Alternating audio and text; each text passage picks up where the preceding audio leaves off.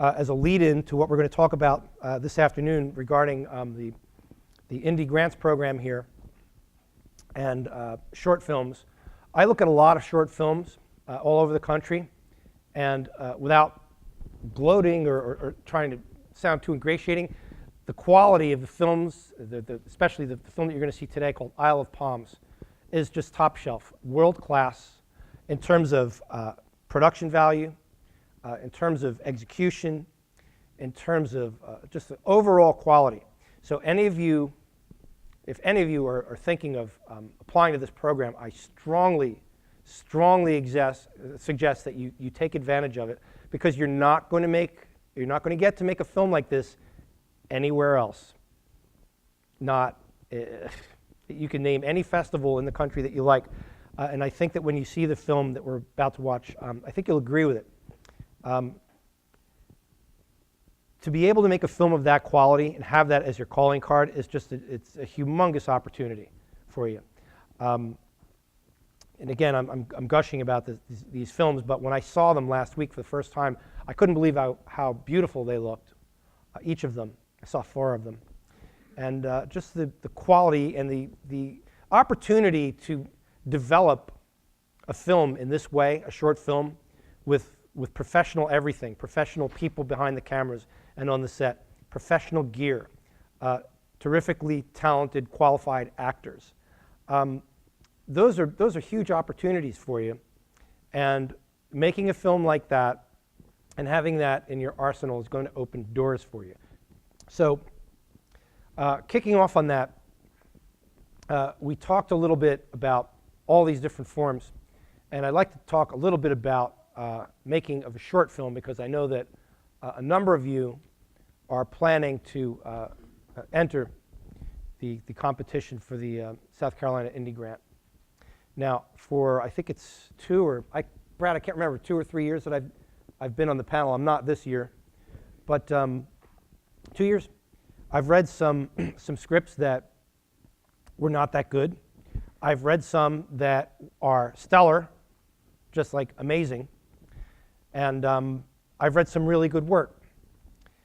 There are some do's and don'ts with that process that I'd like to talk to you about. A short script and a feature script have some areas of common ground there, and they also have some areas where they're very, very different. A short script is obviously, in terms of length, here's my screenplay, thick, whatever it is, 116 pages. And here's the short, 14, 15 pages long. And you have a little more latitude with the short script on a certain number of issues. When you're writing a 120-page feature, you've got these rules. You've got to have a beginning, middle, and end to a story. Okay? You want to do that to the degree that you can with a short film as well. And there are still certain rules. You want to enter late. You want to leave early. You don't want to linger too long in any one scene, especially when you're talking about a short screenplay and you've got less time. Short films tend to posit a state of existence as opposed to telling a story much of the time. Does everyone know what I mean by that? Let's go into that a little bit.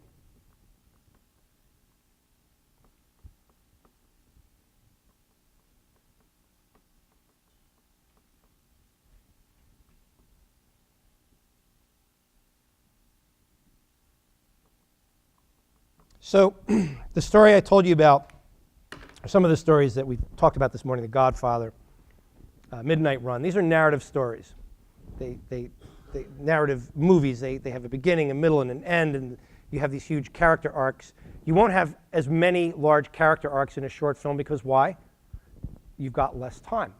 You don't have as much time. So as opposed to that, when you posit a state of existence, it's like taking a little moving snapshot into a period of time of a character's life.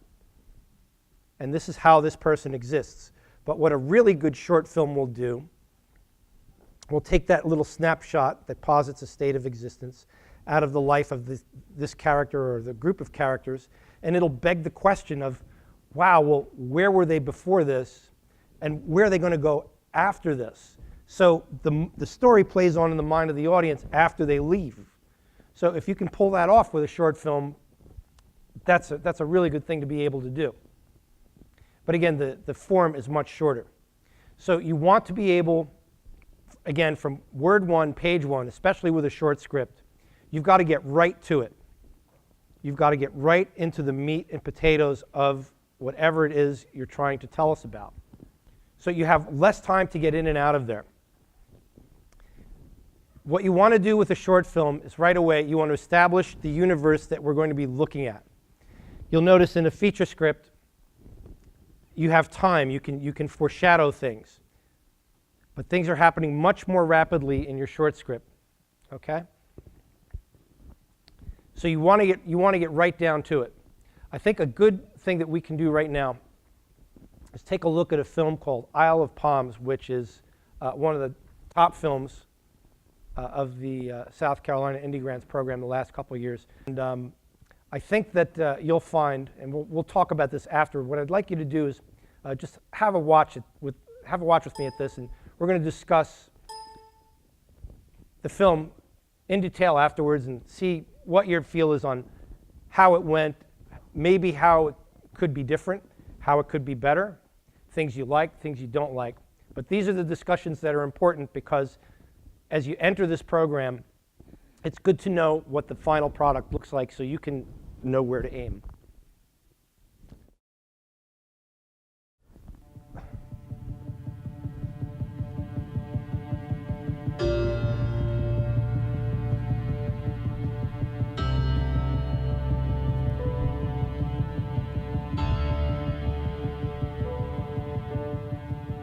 I met Erin at the end of May. I was trying to light a cigarette in the wind when I saw her come up the shore. I said something to her then. I must have said something.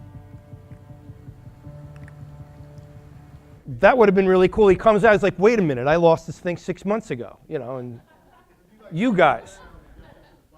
Yeah. But that could have heightened it. But again, these are choices, but what's wonderful about it is you've got this big universe of choices that are going to do what? That are going to tell a story and put you on the map as either a writer or a director. So which choices do you make? And there's a universe of them. But you know, when you get a room full of whatever is here today, 100 people, and you're throwing these ideas around, this is like a gold mine for these types of story possibilities and solutions. But that would have been a really cool thing too. You want to create maximum atmosphere using minimal prose. That's the first thing. The second thing that you always want to do whenever you're writing any form of screenwriting, any form of screenplay, tell the story and get out of the way. We only need to know what's going on the screen. You don't have to overwrite it. If she appears once and the reference, just quickly describe who she is, what she looks like. You know, this was an interesting piece, and it's obviously sparked a lot of discussion. I think for the most part, you guys loved it as much as I did. And again, after the fact, there's always things you look at, no matter what film it is. It could be Dr. Zhivago, it could be The Godfather. There's always things, well, I would have done this differently, and maybe we could have tried that. But when you're in production, as hopefully most of you will discover, or if you're already working in the field, you already know, when you're in production, you have a beginning, middle, end to your project, and you have to do everything that you can before you get into production to make sure that you get all the shots that you want. So let's talk quickly about this. When you have a short film, you want to create a lot of atmosphere in a very short period of time, and with this being an example, excuse me, the key to all of this is atmosphere. You want to create atmosphere. You want to acclimate the audience, or if you're the screenwriter, you want to acclimate the reader to the universe of your story as quickly as you can and as clearly and as cleanly as you can. So how can we cover more ground in the same amount of time? So you've got this 12-minute span here where you've got to create all of this atmosphere. one of the reasons I was drawn to this was the voiceover for Isle of Palms, in parts, read like poetry. It was not a big effort to get through the voiceover, because when you're reading voiceover in a spec script, most of it is on the nose, and most of it is, I was born in 1962. We were crossing the Brooklyn Bridge, and my dad pulled the Volvo over, and I was born in the back seat. And it was, it's stilted, and it's telling us stuff I would rather be watching. Do you see what I'm saying? But let me just see if we can get this on there. I'll read you the voiceover. I'll pick it up in the middle. Like most girls around Charleston, her fashion was made up of 4 essential components: ponytail, bra straps, spaghetti straps, and flip-flops. Those basics, and then, like our historic homes, some combination of pastels. That's nice, poetic, quick, visual voiceover. And having not lived down here, I have an instant picture of life down here. You'll see here on the front cover, out of 100, here are the scores.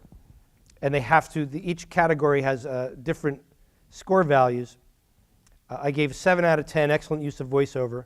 Very poignant. I wish I had the categories in front of me now, but these were different categories. Overall score and then individual scores, and added up to 100. So of all the scripts I'd read on this particular year, I guess it was 2015, you'll see here, cleanly written. What does this mean? Let's talk a little bit about each one. I don't see any rudimentary mistakes in this screenplay in terms of form and in terms of format. Okay? I know exactly where I am at all times. First entry, exterior, pool deck, day. Got it. At a Charleston apartment complex, an early 20s couple lounges in white chairs. Lounges, not lounging, lounges. So that's the first verb that I'm reading, and I like it already. The girl, Erin, is working on a crossword puzzle and wearing a pale yellow bikini. The boy, Shane, is sleeping. So I instantly have a picture in my head. With this wonderful voiceover, I have more of a picture in my head, and there's more atmosphere. Shane wakes up and touches a light sunburn across his chest. So I'm looking down here. You'll see, yes, there's parentheses there, but because it's a short script and because this is for a competition, I don't see a whole lot more. I'm looking through the script here. I'm flipping the pages. I don't see parentheses under every other line. Okay, so I'm looking ahead now as somebody that's reading this and evaluating it. So already I'm okay. I'm fine with that because it's 1. You're burned, baby. So nice, clean descriptions. Shane wakes up and touches a light sunburn across his chest. Shane looks around like something can help him. Shane stands, puts his shirt back on. Shane pauses. So I don't see big chunks of stage direction. I don't see big chunks of dialogue outside of the voiceover. So right away, it's moving along. You want to keep the story moving at all times. Tell the story, get out of the way. Tell the story, get out of the way. So now, again, nice clear description. I'm giving him license on the voiceover because it's a voiceover and because it's a short script. Again, we go down to the bottom of page 2. Nice clean description there. There's no literary prose in here. It's all cinematic prose. I'm only seeing what we're looking at. A lot of times when you read a spec script or when you read a short script, you'll see that the writer will go off in a description and describe something in a literary way. They'll make a reference such as Joe Smith wakes. His mother left him when he was 5, and he's a wounded soul. He moves to the dresser. But do you see the problem in that? They'll go off on the literary rant, but if you're going to write it, we have to see it. So when you've written your full draft of your first draft of your screenplay, and you're going through your descriptions, look for any parts of literary prose, whether you're writing a short script for the Indie Grants program or whether you're writing a spec script as a screenwriter, go through all of your descriptions and look for instances of literary prose in your descriptions and get them out of there. But again, with this, we were moving right along. You can see how everything is laid out here. These are nice, easy reads. The directions are simple. The speech is direct. The voiceover, again, he gets licensed because it's a voiceover and it's a short script. There are different rules for different conventions of screenwriting. But the piece basically kept moving and moving and moving. When I got to the plot twist at the end, where Hugo is trying to sell art, I almost fell off my chair because I hadn't seen that tried before. And I really liked it. So this particular piece came to the top of the pile. But as you see, 15 pages total length. Okay? You'll see that there are numbers beside some of these descriptions that don't fit with the pages. This is a shooting script, if I'm not mistaken. Probably not the final shooting script, but those are numbered scenes. So that's scene number 9 and scene number 10. When you're writing a spec script, or when you're writing your script for Indie Grants, and Brad, you can jump in and correct me on this if I'm wrong regarding the context of the Indie Grants competition, you're not going to include scene numbers. You get to that when you're further along in the production process. I don't know if the initiators of this project were going to shoot this, whether or not they got funding from the Indie Grant anyway, which would explain why the scene numbers are there, but you don't want to include scene numbers on your spec script. You only do that when you get into the production process. Okay? Those numbers exist so that when the production team is taking a look at the project and you've got a bunch of people seated around the table and, okay guys, where do we go from here? They're going to need those because they need to know how many shooting days, how many scenes exist, how many scenes do we have to shoot, how many scenes are happening in this location versus location B, C, D, E. And they break everything down. How many days do we need these characters? How many days will we need this group of characters? Can we make the schedule shorter? How many days are we going to need? But that's why those numbers exist. But again, back to the point of preparing your short for the Indie Grants application. You want your story to be as tight as you can get it. As tight as you can get it. You want to make sure that it's very visual. And you want, to the degree that you can make this happen, you want to make sure that it transports us. That it transports us to someplace that we don't come across every day. That we're leaving, the room that we're sitting in, and we're going to be with you now for 15 minutes, and boom, here's why. And you want to grab them with good shot selections. The opening shots of this were wonderful. As Terry mentioned and as Brad mentioned, that opening shot on the beach, beautiful, spectacular. Beautiful woman coming our way, and the day is gorgeous. It's like, got it. Simple things. The shot of the boot very close to the head. We don't go into the violence. It was a very good choice not to go there, but we've got it. The terror and the tension that creates. Again, you want to juxtapose these images. So we've had all of these images preceding that, which were very pretty to look at, very dreamy, kind of relaxed, and you're kind of in this haze. And then you've got that shot of the boot with the poor homeless guy's head right behind it. Well, that's a really good juxtaposition of images, because we've seen a bunch of other tones before that, and then we get to that moment and it sets up Hugo's character wonderfully. So again, if we turn the volume all the way down on the film and we wanted to watch the film without the volume on, could we follow it exactly? Probably not. Would we get a feeling of what's going on? Yeah. Yeah, you could do that. You could still have a good experience watching the film with the volume all the way down. But that's because you're juxtaposing images and you're not pushing everything with dialogue. So you'll see a note here. Every shot counts. There's not a wasted shot in this film. Some things we discussed, maybe you'd change a little, maybe you'd make some a little longer, maybe you'd make others a little bit shorter, but it pretty much stands on its own, but every single shot counts. This is why the beat sheet is so important, because this is where you work out what your shots are going to be from the story that you've written. Okay? You've got your narrative story written out. It's yours. It belongs to you. It's coming out of your heart. It's in your mind, and you know what it is. And it's down there, and you got this, and you've made it work because you've written it at least a couple of times, and you know what you have to do. So you know your story.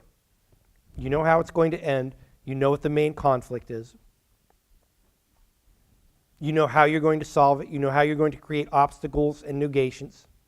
You know all these things because you've written it all out. You've already done that. And you've rewritten your story as many times as you need to make that work. Okay, so you've already done that. From there, you're going to write your treatment, and you're going to try and make it even tighter. So at each stage, and yes, you can do this with a short script as well. At each stage, you're trying to make it tighter and tighter and tighter. You're going to enter your scenes late and leave early. There were a few people that asked me about that during the break, about how to enter a scene late and leave early. I gave one verbal example. And I'm going to try and cover as much of that as I can afterwards when I answer your questions. You can always reach out to me with email, and I'll get back to you. But you're trying to do that all the way through the process. Make it tight, tight, tight. I like to tell people and advise people to stick to, you've got the template for basic structure. You've got the beginning, middle, end, the act 1, 2, and 3. Now, in a short film, make sure we can all see that. If you're looking at beginning, middle, end, let's use Isle of Palms as an example. The first 2 or 3 minutes of that, what are we doing? We're exploring the world of Shane. The people in it, the who, the where, and the what. What do we know within the first 3 minutes of that film? We know that he lives in this beautiful locale. We know that he's got a beautiful girlfriend. We know that she likes drugs. And we know that he gets those drugs for her. We know that in the first 3 minutes of the film. So then where is he once he leaves the pool? You talk about a threshold crossing. He's off to do what? To go and get them, but he needs what? Allies. Goes to the bar and meets his friend. Sees his other friend first to get the bike. He needs that. Goes to the bar to get backup. He needs transportation and he needs backup. And then he's off to what? He's off to here. He's off to see Hugo. And what is he doing? He's entering the innermost cave. Hero's journey. Literally going down the stairs into his cave. He's entering the inmost cave to meet Hugh. To meet who? The darkest guy on the island. And he may not get out of there alive. He may get out of there beaten up. He may get out of there with no drugs and no cash. We don't know. But again, you look at the overall structure. So now he's here. What happens? There's a negation. He doesn't get the drugs, but he's just had this really interesting experience. And this is what? This posits a state of existence. It's not about whether it's right. It's not about whether it's wrong. It's not about whether he gets the girl. It's not, because it's a short film, you can do this. It's not about whether it's moral or immoral. It's just what happened that day. But it's done in a very entertaining way. And in a very beautiful and a very kind of dreamy way. So you want to remember this structure. But because you've got this short length, you really want to be aware of, at all times, you want to be aware of atmosphere. What you want to avoid, to the degree that you can, is to avoid two people sitting in a coffee shop talking. Two people sitting across a desk talking. Two guys standing in an alley talking. If you have to have people talking, make sure that the environment around them is dynamic. I mean, the scenes at the pool, beautiful. The scenes at the beach, even the simple shot of the kid on the beach taking the drink and it slurs down his face. I mean, it's just neat stuff. Visual visually stimulating. So if you're going to have these people talking, make them active as well. Even the way the pool table scenes were rendered and the bar scene was rendered. You know, the drive over, him driving through the street on the bicycle. Just beautiful stuff. I mean, you know, the aerial shots. It's just a little, it's like taking a little vacation, a 10-minute vacation during the day. It transports you. That's powerful stuff to be able to do. So if you're going to tell your story, remember it is a motion picture. So you get your beat sheet, you write them out, and then guess what? It's time to write your screenplay. And just get it done. Especially if you're entering the Indie Grants program, try and again, this is just how I would approach it. Whatever your process is might work for you. Do that, but once you go through all of this prep work and you sit down to write your screenplay, get to it. Stay with it. Don't leave it alone for too long. Get to it and stay with it. You know, respect it and honor it. Honor the places that you've been to get to that moment by doing that work and trying to minimize all the distractions in your life, and we all have them. Try and minimize those as you sit down to write it. And just get the draft out there. And then when you put that down, I'm talking in terms of your short now, after you've done that, put it away for a couple days, look at it, go at it again. Try and get a couple of reactions. If certain beats don't work, go back to your beat sheet, check them out, see what works. Hopefully you don't have a structural problem. But if you believe in your story, then stick with it. Take your shot. What's the worst thing that can happen? You're going to get rejected. We've all been through it. You're going to get rejected, you enter next year. That's all there is to it. But I'll tell you one thing. I wish this program was around for me 20 years ago. I would have been all over this.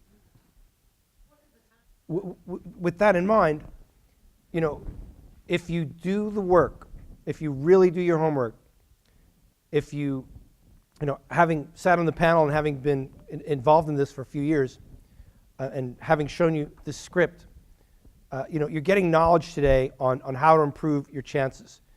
Keep your story tight. Lots of atmosphere. Create maximum atmosphere using minimal prose.